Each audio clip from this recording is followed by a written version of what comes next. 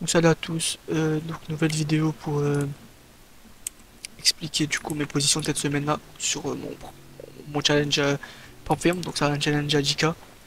Donc avant toute chose du coup, je suis désolé s'il y a un son de comme un soufflement dans le fond. Donc, voilà, prochaine fois normalement ça devrait être réglé, je comprends pas pourquoi pourtant mon micro il doit être bien logiquement. Mais bon. Donc voilà, donc c'est un résumé en soi de ma semaine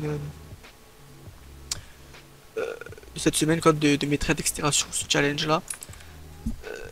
Voilà, je crois que j'ai pris deux positions. C'est pas énorme, j'ai pris deux positions, j'avais plus de setup. Mais du coup, il y a eu quelques non-confluences ou sinon j'étais pas sur les graphiques, etc. C'était un petit peu dommage. Donc voilà, je pense que je vais essayer de filmer, on va dire documenter ça pendant tout mon challenge, que ce soit des pertes ou des gains.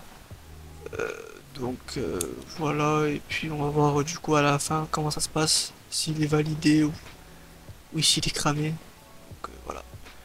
Donc je vous laisse avec les vidéos des positions et puis voilà la prochaine. Ciao. Ok donc là j'ai un potentiel trade sur BTC. Voilà, pour venir chercher ces liquidités là. Ok. Cette trend analyse qui a été créée, etc. On n'a pas d'accumulation proportionnelle, tu vois, à faire des plus hauts. Donc voilà, venir short ici sur cette distribution potentiellement longue là. Ok donc là une belle confirmation je crois en 8 minutes, 5 minutes, tu vois. Donc voilà on est venu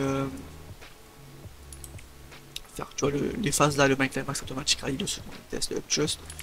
Là on est venu récupérer juste cette mèche là, faire la semaine de cette mèche. Pour par la suite tu vois essayer de rentrer au BOS juste à ce niveau là. Donc voilà, on sera un petit peu pertinent je pense de pouvoir en plus de ça tu vois sur Ethereum on a fait à peu près la même chose. On est venu tu vois sur cette supply là donc distribuer ici, casser la trailing range de cette accumulation, donc potentiellement une redistribution.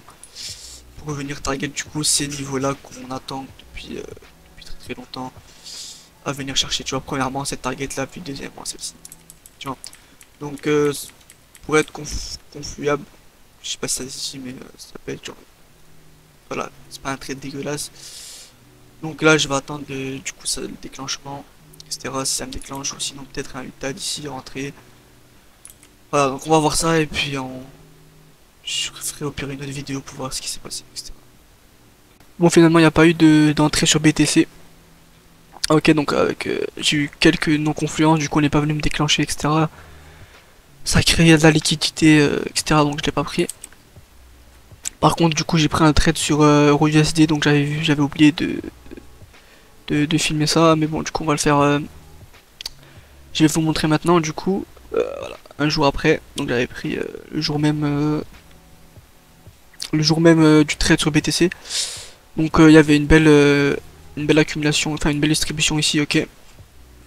Donc à l'origine euh, de la création de cette énorme trendline, ok. Donc forcément on aurait eu une réaction, ok.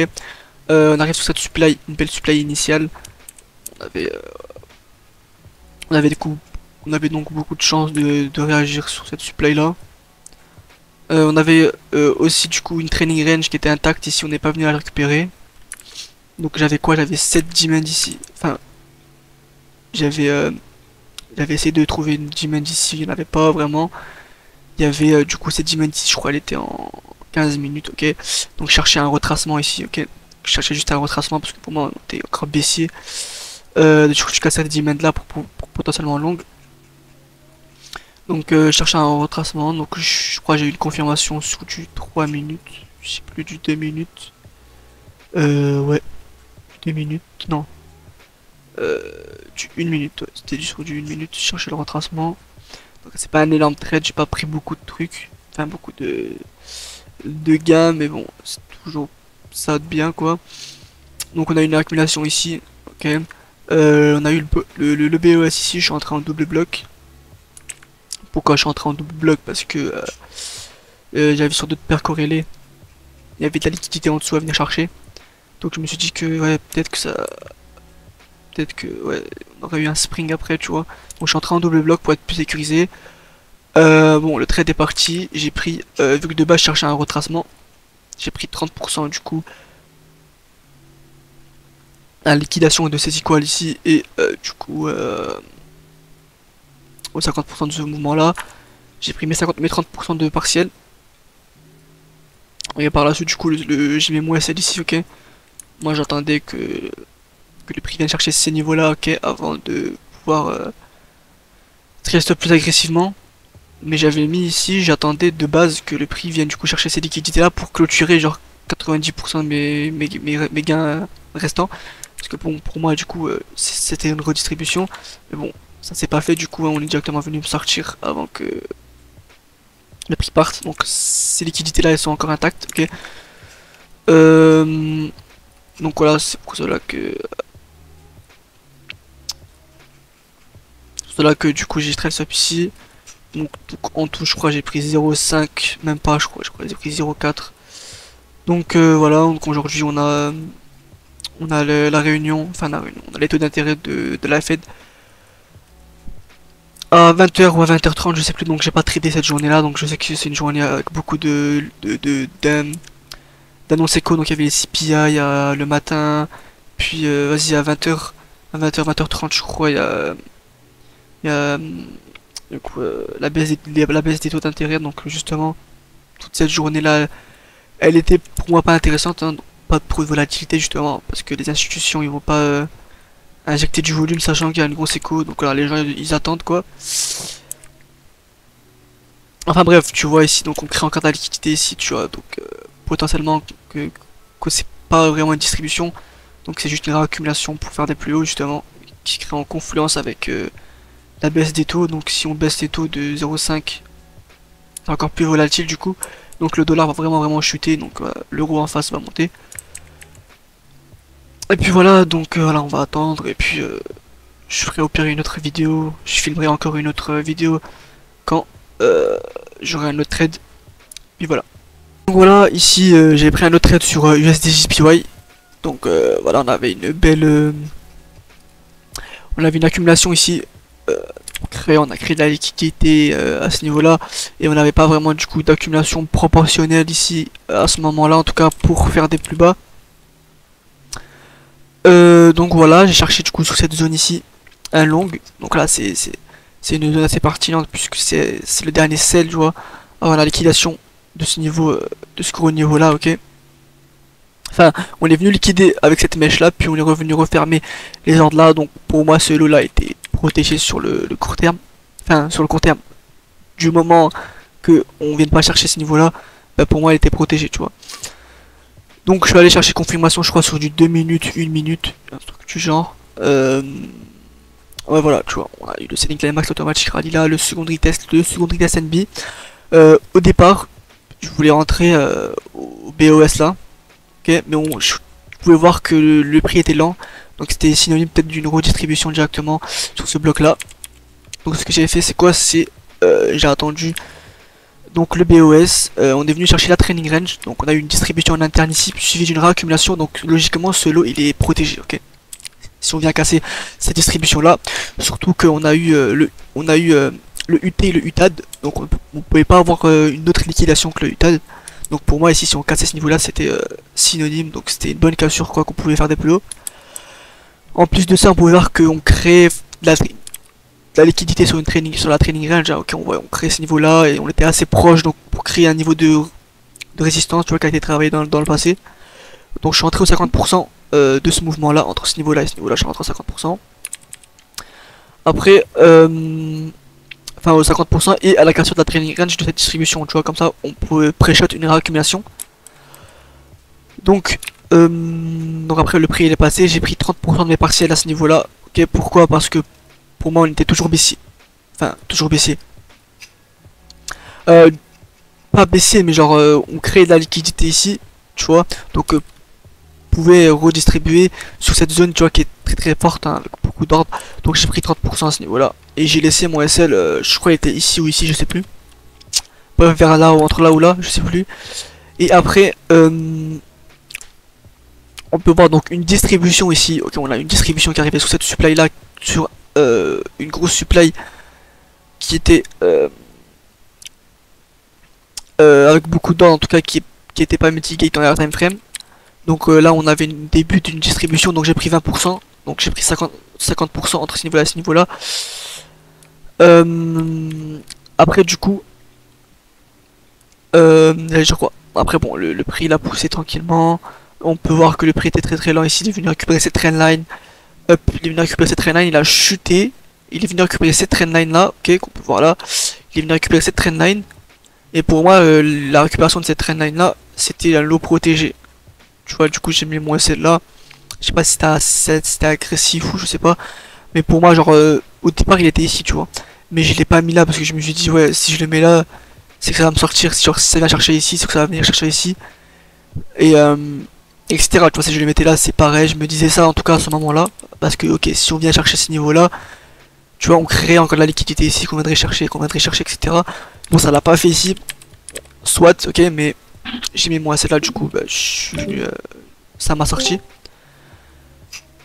Et bon, après du coup ça m'a sorti, le prix l'a poussé haut, j'avais essayé d'entrer, j'allais entrer ici à ce niveau là, mais on peut voir qu'on crée un gros niveau ici de support. Et en plus de ça, fin de journée, etc. J'avais plus envie de trader, j'avais essayé de rentrer à ce niveau là, mais j'avais pas eu un beau week off, donc bon, pour l'instant j'ai rien à prendre. Puis voilà, donc c'est tout pour l'instant. Et puis voilà, pour l'instant on est à plus 2,6 sur la prop firme, 2,6%. Et puis voilà, c'est tout, hein, je ferai une autre vidéo du coup quand enfin quand j'aurai un autre trade, soit avant, soit pendant le trade, soit après, on verra. Parce que donc j'ai pris le trade et après je suis allé en cours. Donc voilà, je pouvais pas prendre la vidéo, donc là je viens de revenir donc je prends la vidéo. Et puis voilà. Ciao. Ok, là j'ai potentiellement une entrée sur le Nasdaq. Donc là on est sur l'US 100. Voilà, là on est venu donc, faire une distribution, ok. La trading range en créant d'énormes liquidités vendeuses, ok, qu'on pourrait du coup injecter en achat. On arrive sur cette zone du coup en dessous de la trading range. On a de la liquidité à venir chercher ici à ce niveau là.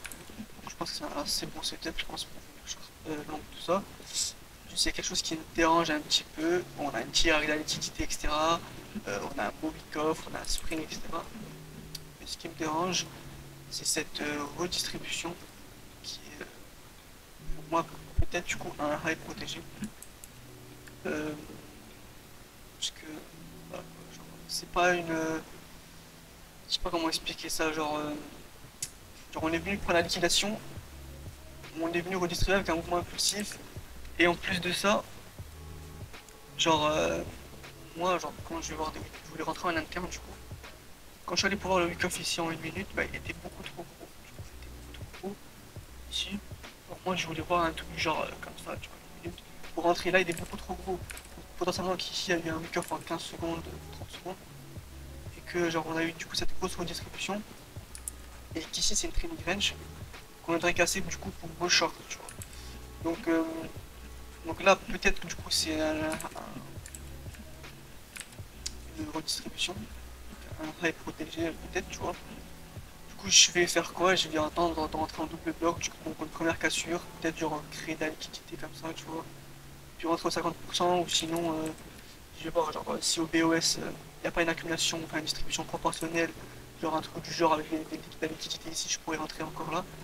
Mais voilà, donc, on pourrait être sûr de ne pas trop risquer. En plus on est vendredi, donc je préfère ne pas avoir à prendre des trucs un peu risqués, tu vois.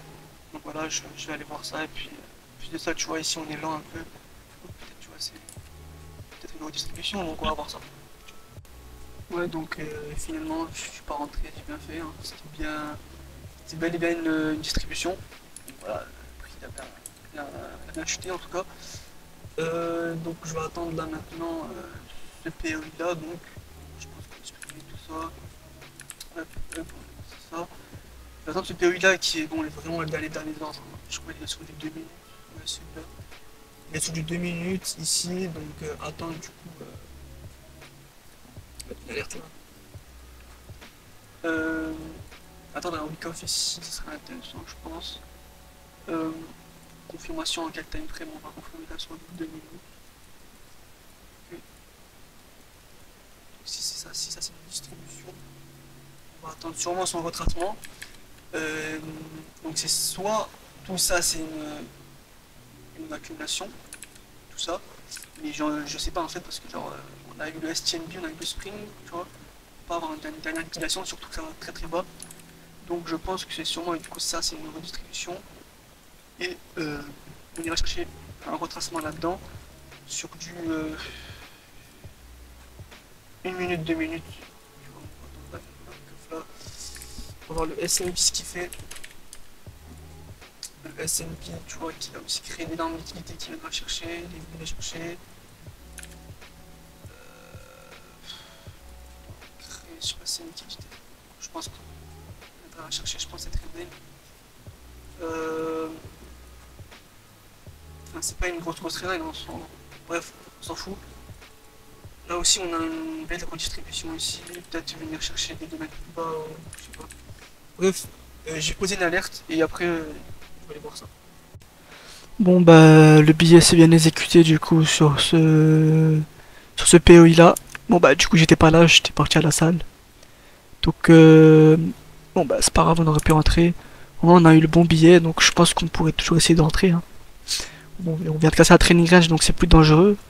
Mais essayer de continuer d'avoir une continuation haussière puisqu'on reste totalement bullish hein, sur les indices. Donc voilà le S&P qui pousse etc. Il est venu récupérer cette trendline là. D'ailleurs non ok c'est bon. Donc on est totalement bullish, on peut voir la M2 mondiale, enfin la M2 du G20. On peut le voir à des sions, mais là, hop, totalement bullish, donc même si on casse à tiers, on a toujours cette liquidité à venir chercher. On peut toujours continuer du coup à chercher des plus bas, enfin des plus hauts. Et puis voilà, on va voir ça par la suite. Puis au pire, je ferai une autre vidéo si jamais il y a quelque chose qui se passe. Bon bah finalement pas d'entrée, du coup on n'a pas trouvé d'entrée.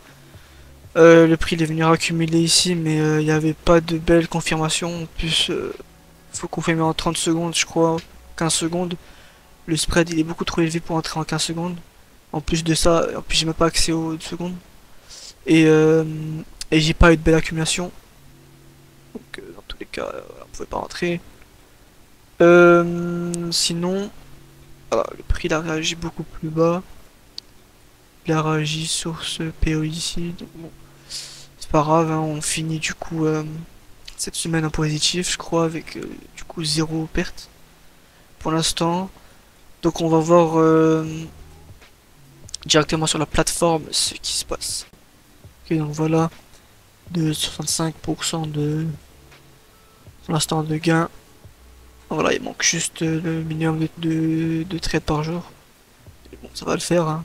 Pas que 2 jours, mais je pense que ça va être c'est bon ça. Pour l'instant, on a zéro perte, etc. Euh, Puis voilà, rien de plus à expliquer. Puis du coup, on va voir la semaine prochaine. Et voilà.